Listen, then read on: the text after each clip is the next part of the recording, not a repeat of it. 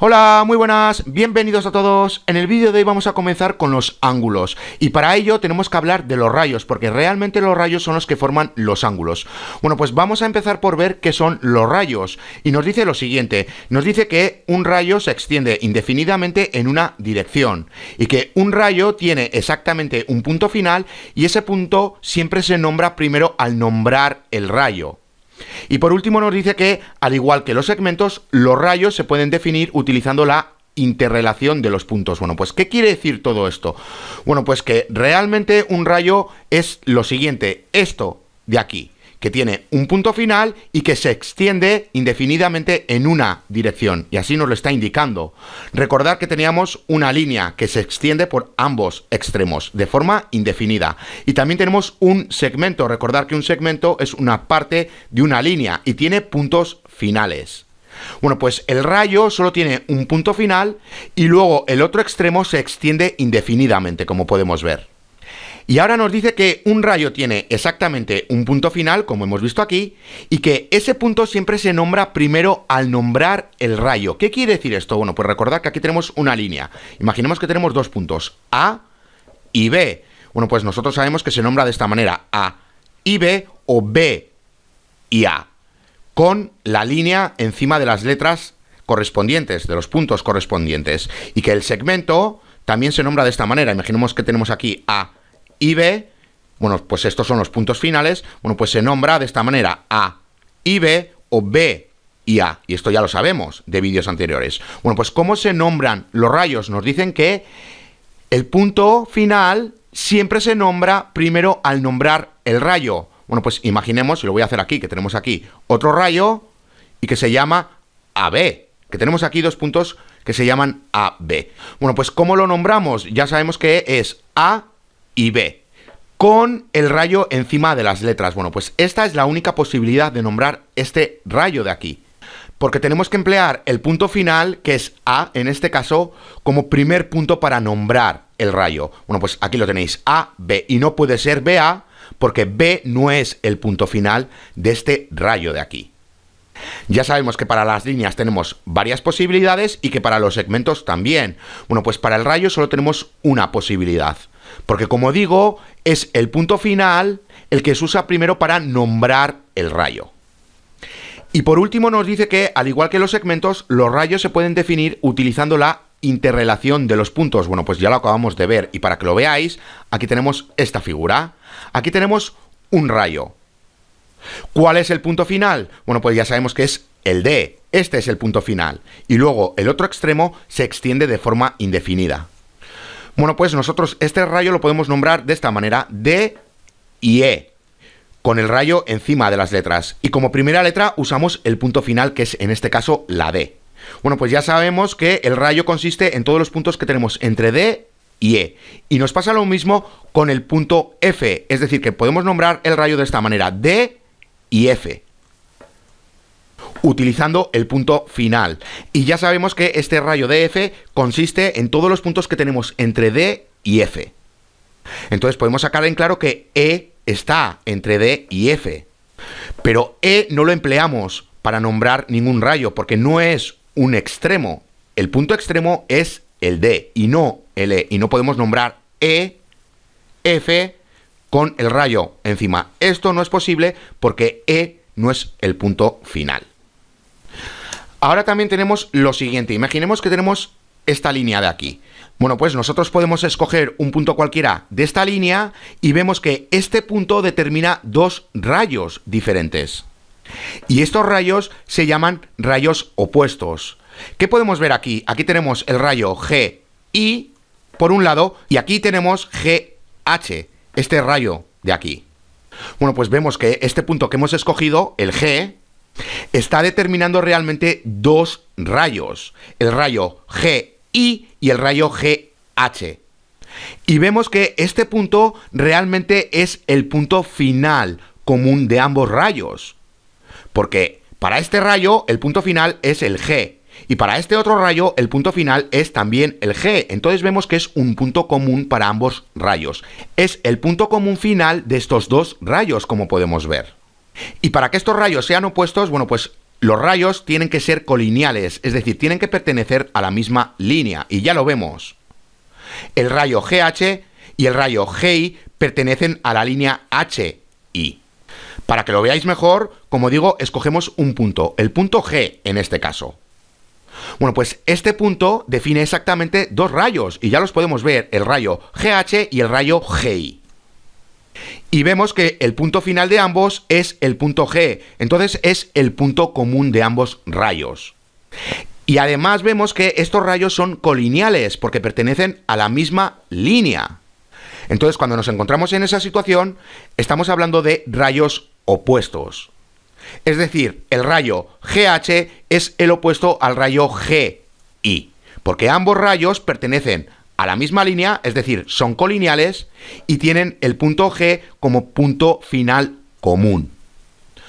Bueno, pues sabiendo qué son los rayos, vamos a hablar de los ángulos, porque realmente, como vemos aquí, nos dice que un ángulo se define en términos de los dos rayos que forman el ángulo. Y luego nos dice que un ángulo es una figura formada por dos rayos no colineales con un punto final común. Y también nos dice que los dos rayos se denominan lados del ángulo y que el punto final común se llama vértice. Bueno, pues para que lo veáis, aquí lo tenéis.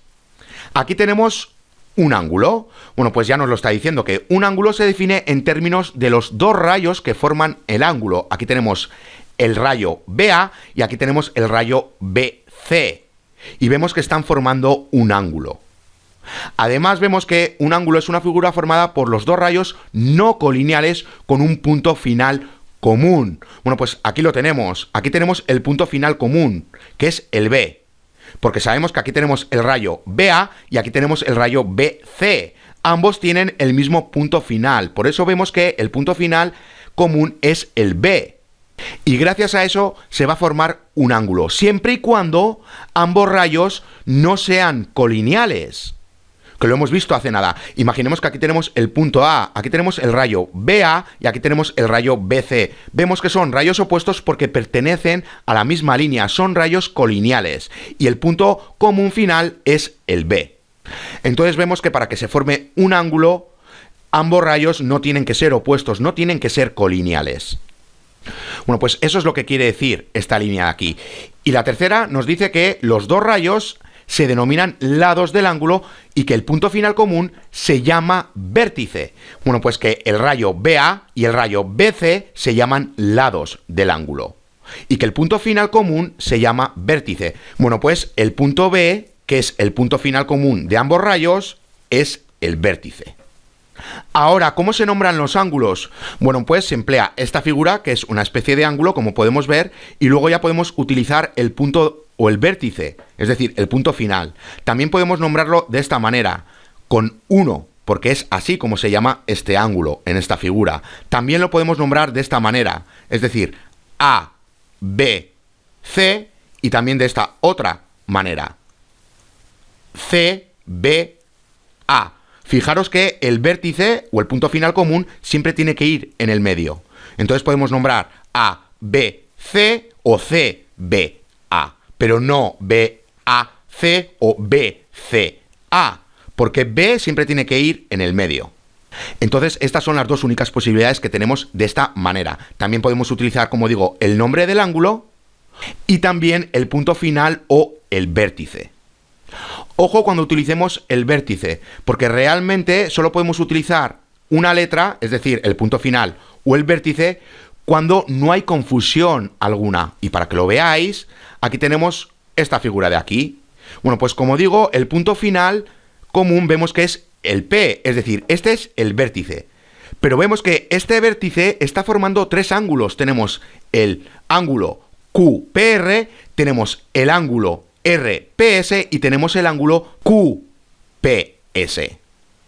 Entonces vemos que no podemos decir que aquí tenemos el ángulo P, porque ¿cuál es? ¿El QPR, el RPS o el QPS? ¿Cuál es de los tres? Entonces aquí no podemos utilizar esta nomenclatura. Tenemos que utilizar la otra utilizando tres puntos. Imaginemos que queremos nombrar este ángulo de aquí. Bueno, pues ya sabemos que es QPR o lo que es lo mismo, RPQ. Y así con los demás ángulos que queramos nombrar. Pero como digo, aquí no podemos utilizar el vértice o el punto final común, porque este vértice está formando tres ángulos, y ya los vemos, este de aquí y este otro de aquí. Entonces podemos llegar a confundirnos porque no sabemos a qué ángulo estamos haciendo referencia cuando decimos el ángulo P. Bueno, pues sabiendo esto, vamos a realizar un ejercicio. Nos dice lo siguiente, que nos tenemos que fijar en la siguiente figura para resolver cada pregunta. Nos dice que, ¿qué otros nombres podrían usarse para identificar el ángulo BCD? Es decir, el ángulo BCD, este de aquí. Bueno, pues ya sabemos que lo podemos nombrar de esta manera, DCB, siempre el punto final o el vértice en el medio, y también podemos utilizar el propio vértice o el punto final, que es C, y también 2, porque es así como se llama este ángulo en esta figura.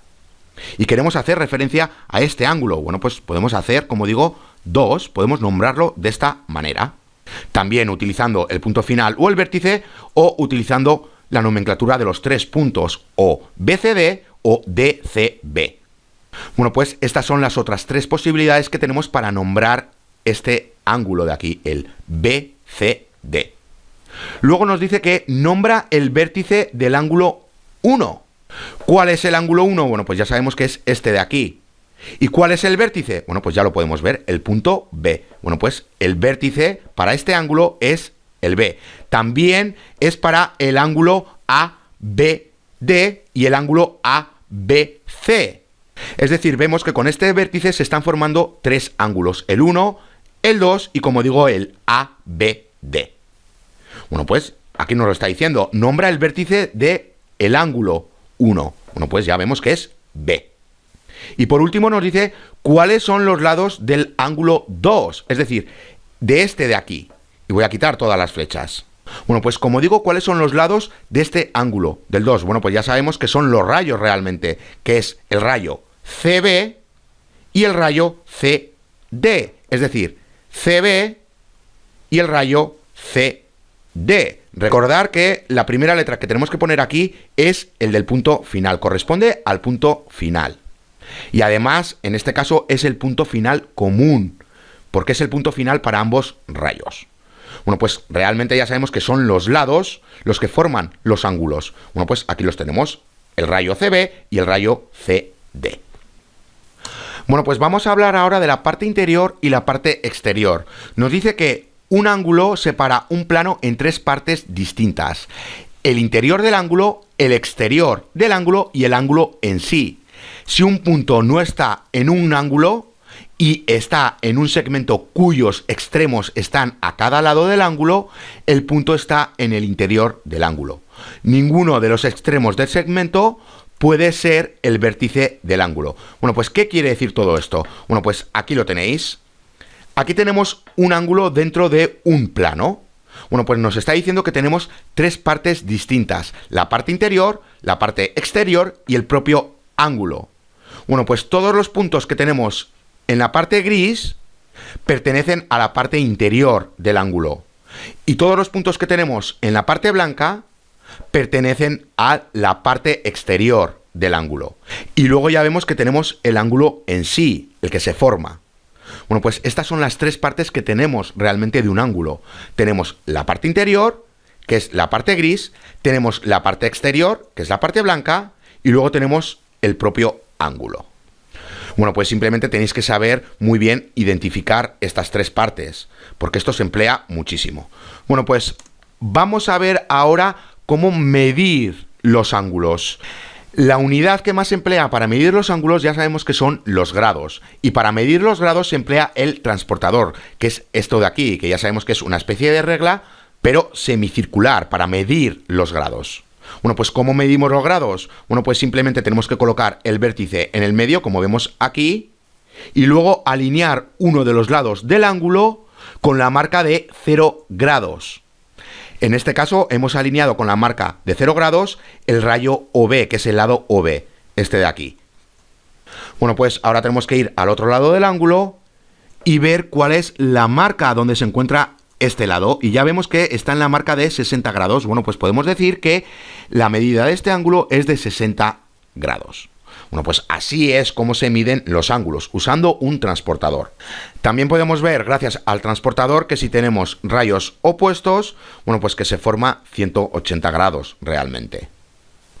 Bueno, pues vamos a ver ahora el postulado del transportador. Nos dice lo siguiente: dado el rayo AB y un número R entre 0 y 180, hay exactamente un rayo con un punto final A, que se extiende a cada lado del rayo AB, de modo que la medida del ángulo formado es R. Bueno, pues ya sabemos que de aquí a aquí tenemos los 180 grados. Y aquí tenemos los 0 grados realmente. Bueno, pues si tenemos aquí un número, imaginemos que son 90. Bueno, pues ya sabemos que exactamente aquí hay un rayo con punto final A. Y que el ángulo formado es de 90 grados. Bueno, pues eso es lo que nos está diciendo el postulado del transportador. Ahora también tenemos el postulado de la suma del ángulo. Recordad que también teníamos el postulado de la suma de los segmentos. Bueno, pues aquí tenemos el postulado de la suma del ángulo. Y nos dice lo siguiente, que si R está en el interior del ángulo PQS, entonces la medida del ángulo PQR más la medida del ángulo RQS es igual a la medida del ángulo PQS. O en otras palabras, si la medida del ángulo PQR más la medida del ángulo RQS es igual a la medida del ángulo PQS, entonces R está en el interior del ángulo PQS. Bueno, pues vamos a verlo rápidamente. Aquí tenemos un segmento con sus puntos finales P y Q. Ya sabemos que el postulado de la suma del segmento nos dice lo siguiente, que si tenemos un punto R entre P y Q, bueno, pues ya sabemos que la suma de la distancia que hay entre P y R más la suma de la distancia que hay entre R y Q es igual a la distancia que hay entre P y Q. Bueno, pues el postulado de la suma del ángulo nos está diciendo exactamente lo mismo. Imaginemos que aquí tenemos estos tres rayos y están formando estos tres ángulos que tenemos aquí realmente, porque tenemos tres ángulos. Bueno, pues vamos a ver, tenemos P, tenemos Q y tenemos S. Este de aquí. Y ahora nos está diciendo que si R está en el interior de este ángulo, es decir, aquí, R, bueno, pues lo que nos está diciendo es que PQR, es decir, el ángulo PQR más el ángulo RQS, este de aquí, es igual al ángulo PQS. Eso es lo que nos está diciendo este postulado. O, en otras palabras, lo que nos dice es que si el ángulo PQR más el ángulo RQS es igual al ángulo PQS, podemos sacar en claro que R se encuentra en el interior del ángulo PQS. Bueno, pues eso es lo que nos está diciendo el postulado de la suma del ángulo. Vamos a realizar un ejercicio. Imaginemos que tenemos lo siguiente, que tenemos estos tres rayos y que aquí tenemos, por ejemplo, 45 grados y que aquí tenemos 10 grados. ¿Cuál es el ángulo que tenemos aquí? Imaginemos que tenemos P, Q y S. Y luego aquí R. Bueno, pues vamos a emplear este postulado de la suma del ángulo para buscarle solución a esto. Ya sabemos que tenemos el ángulo PQR más el ángulo RQS es igual al ángulo PQS. Bueno, pues vamos a sustituir los valores. Tenemos PQR, que es el ángulo que queremos saber, y luego tenemos más 10, que es el ángulo de aquí, 10 grados, es igual a 45 grados, que son los grados que tenemos aquí, del ángulo PQS. Bueno, pues simplemente tenemos que restar 10 grados y todo lo que hacemos en este lado lo tenemos que hacer en el otro lado. Y ya sabemos que el ángulo PQR es igual a 35 grados. Ya vemos que 35 grados más 10 grados es igual a 45 grados. Bueno, pues vamos a ver ahora los ángulos rectos, agudos y obtusos. Nos dice la definición de ángulos rectos, agudos y obtusos que el ángulo A es un ángulo recto si la medida del ángulo A es de 90 grados. También nos dice que el ángulo A es un ángulo agudo si la medida del ángulo A es menor que 90 grados. Y por último nos dice que el ángulo A es un ángulo obtuso si la medida del ángulo A es mayor que 90 grados y menor que 180 grados. Bueno, pues para que lo veáis, aquí lo tenéis, aunque esto ya lo deberíais de saber. Bueno, pues aquí tenemos un ángulo recto, porque de aquí a aquí tenemos 90 grados. Recordar que de aquí a aquí teníamos 180 grados. Bueno, pues la mitad son 90 grados y aquí lo tenemos. Y para representarlo se emplea esta figura de aquí, el medio cuadro. Cuando veamos esto de aquí en una figura, en un ángulo, bueno, pues ya sabemos que se trata de un ángulo recto.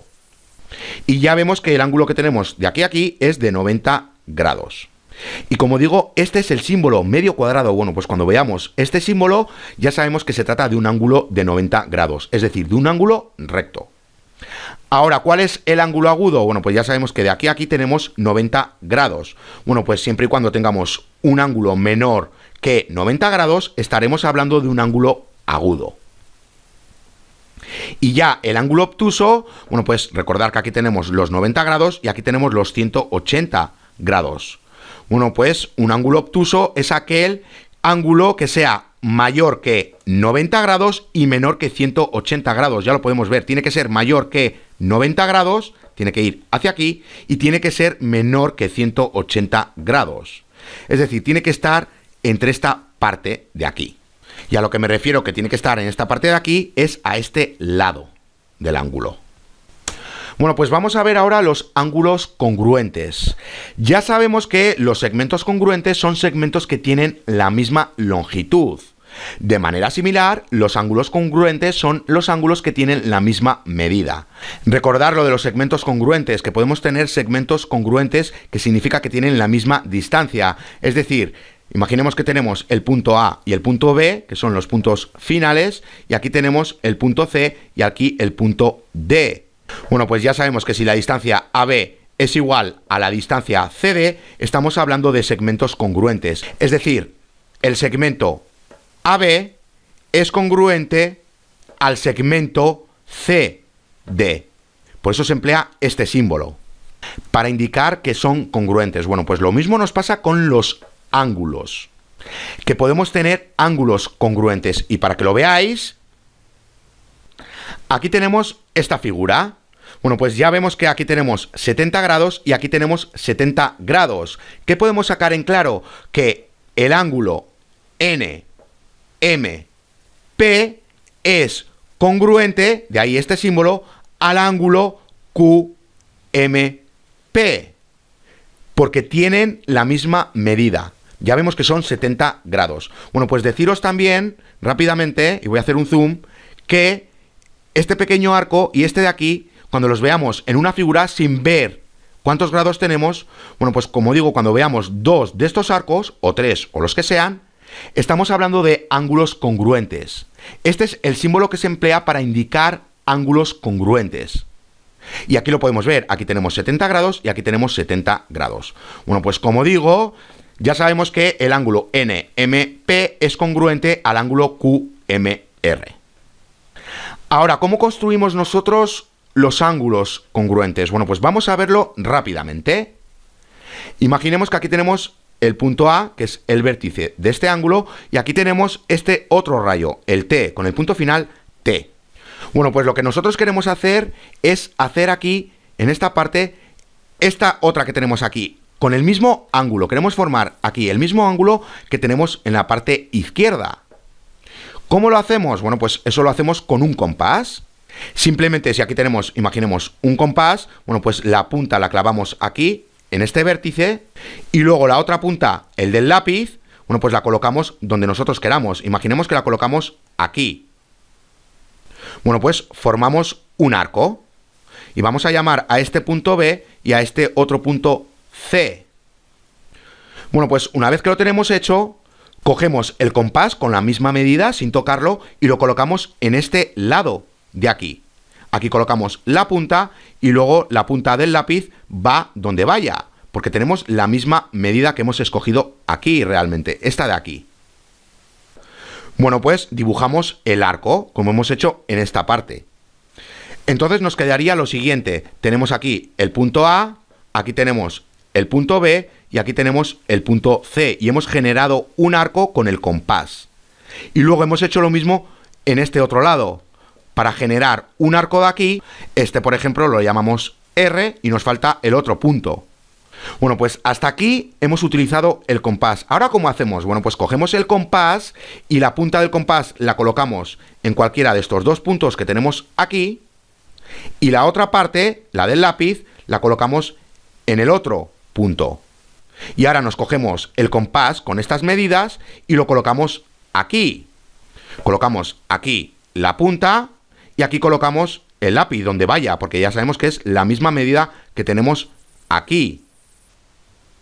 Bueno, pues si tenemos aquí el lápiz, bueno, pues ahora dibujamos un arco aquí. Y nos quedaría de la siguiente manera, y voy a volverlo a dibujar. Tenemos aquí A, aquí tenemos B, y aquí tenemos C, y aquí tenemos el arco. Bueno, pues aquí tenemos el punto D, aquí tenemos R, y aquí tenemos el arco. Y ahora hemos dibujado un nuevo arco. Con el compás, con las mismas medidas que tenemos aquí. Bueno, pues simplemente ahora tenemos que unir estos dos puntos y ya tenemos el ángulo congruente con el mismo ángulo que este de aquí. Entonces ya veis que hemos utilizado un compás. Simplemente colocamos aquí una punta y luego la otra punta, la del lápiz, la colocamos donde queramos. Imaginemos que la colocamos aquí. Bueno, pues formamos un arco. Y hacemos lo mismo con este lado. Colocamos aquí la punta y luego donde nos llegue el lápiz colocamos el arco, es decir, dibujamos un arco. Y luego aquí hacemos lo mismo, colocamos la punta del compás en uno de estos dos puntos, o en el B o en el C, y luego la punta del lápiz la colocamos en el otro punto. Y luego nos llevamos el compás a este otro lado, la punta la colocamos en el punto R y el lápiz nos va a quedar por aquí. Bueno, pues dibujamos este pequeño arco. Y luego ya simplemente dibujamos el rayo correspondiente o el lado del ángulo correspondiente. Bueno, pues así es como construimos nosotros los ángulos congruentes, para que tengan la misma medida. Lo hacemos con un compás y ya habéis visto el procedimiento. Vamos a hablar ahora del ángulo bisector. ¿Qué es esto? Nos dice que un segmento que divide a otro segmento en dos segmentos congruentes se llama bisectriz de un segmento. Una bisectriz de un segmento interseca en el punto medio del segmento que biseca.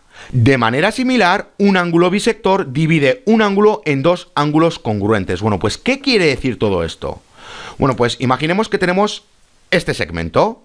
Bueno, pues lo que nos está diciendo que si un segmento que divide a otro segmento, a este de aquí, en dos segmentos congruentes, se llama bisectriz de un segmento. Es decir, si nosotros colocamos aquí un segmento para formar segmentos congruentes, es decir, la medida que hay de aquí a aquí es la misma que la que hay de aquí a aquí, bueno, pues este segmento es la bisectriz de un segmento, la bisectriz de este segmento de aquí. Entonces ya vemos que una bisectriz de un segmento interseca, es decir, que se cruza en el punto medio del segmento que biseca, de este de aquí. Y ya vemos que el segmento está cruzando o interseca el punto medio y está formando dos segmentos iguales, es decir, dos segmentos congruentes.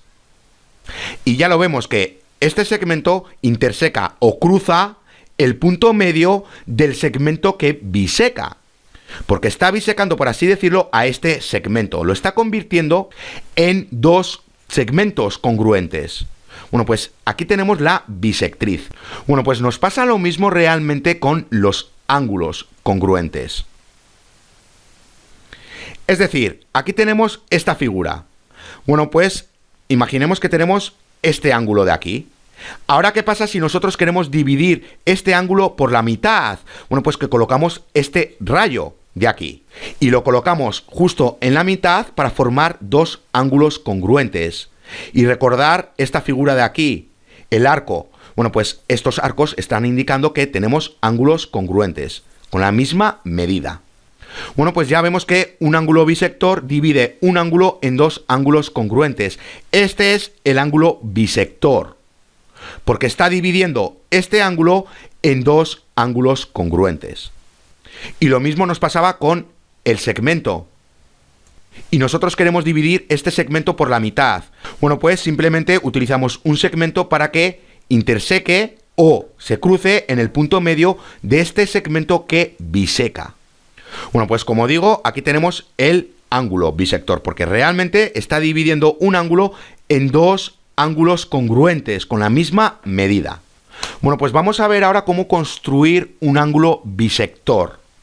¿Cómo construimos nosotros un ángulo bisector? Bueno, pues utilizando nuevamente el compás. Imaginemos que aquí tenemos el punto A. Bueno, pues utilizamos el compás, colocamos aquí la punta del compás y luego la punta del lápiz la colocamos, por ejemplo, en este punto. Y lo que hacemos es formar un arco. Y los llamamos punto C y punto B, por ejemplo. Entonces tenemos lo siguiente, tenemos el punto A, luego tenemos el punto C y tenemos el punto B. Y esto lo hemos formado con el compás. Hemos colocado aquí la punta del compás y luego con el lápiz nos hemos situado en cualquier punto de este lado del ángulo y hemos formado este pequeño arco. Bueno, pues ya tenemos el punto B y el punto C. Ahora lo que tenemos que hacer es colocar aquí la punta del compás y luego la punta del lápiz. Por ejemplo, imaginemos que estamos aquí. Bueno, pues formamos un pequeño arco. Y luego hacemos lo mismo con este punto. Colocamos aquí la punta del compás y luego con el lápiz formamos otro pequeño arco. Bueno, pues donde se cruzan es el punto que vamos a utilizar para formar el rayo. Es decir, ahora unimos esto con el vértice y ya tenemos este ángulo, este de aquí, dividido por la mitad. Es decir, hemos formado ángulos congruentes. Y para que lo veáis otra vez, bueno, pues partimos del vértice del punto A y colocamos aquí la punta del compás y luego con el lápiz, con la otra punta, simplemente dibujamos un arco y hemos dibujado el punto B y el punto C. Y luego con el compás colocamos aquí la punta del compás y luego con el lápiz dibujamos aquí un pequeño arco.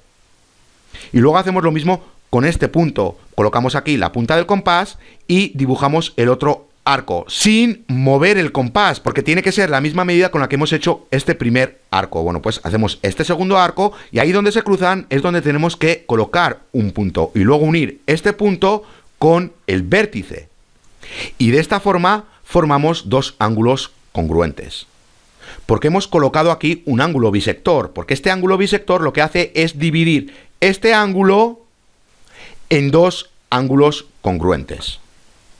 Bueno, pues hasta aquí este vídeo. Recordad que en la descripción de este vídeo tenéis un enlace para que os descarguéis unos ejercicios. Bueno, pues realizarlos porque es la única manera de aprender. Ya en el siguiente vídeo vamos a empezar con las relaciones que tenemos de los ángulos. ¡Hasta la siguiente!